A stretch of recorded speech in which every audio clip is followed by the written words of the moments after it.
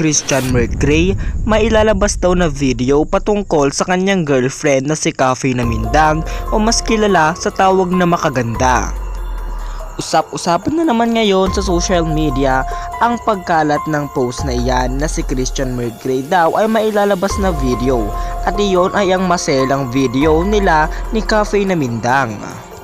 Kaya naman agad itong nag-viral at pinag-uusapan ngayon sa social media.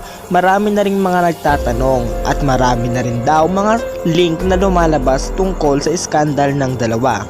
Ito raw ay video kung saan nagtatalik si Makaganda at si Makagwapo at ito daw ay lalabas ng kanyang boyfriend na si Christian Mercray.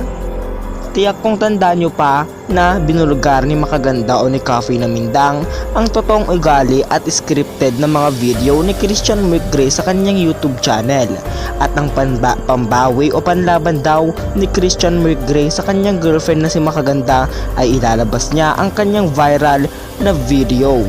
Ngunit totoo nga ba ang mga post at kuro-kuro na may ilalabas si Christian Mercray na iskandal nila ng kanyang girlfriend? Ang tanging kasagutan lamang po na yan ay hindi po ito totoo. Gawa-gawa lang na naman po ito ng mga page na nagpapasikat at mag-gain ng mga likes.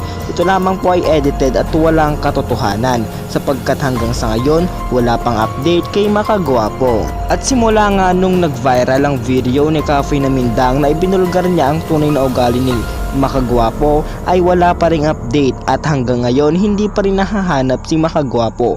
Kaya naman wala pang update kay Makagwapo at hindi po totoo ang mga link na lumalabas sa mga Facebook pages lalo na sa social media.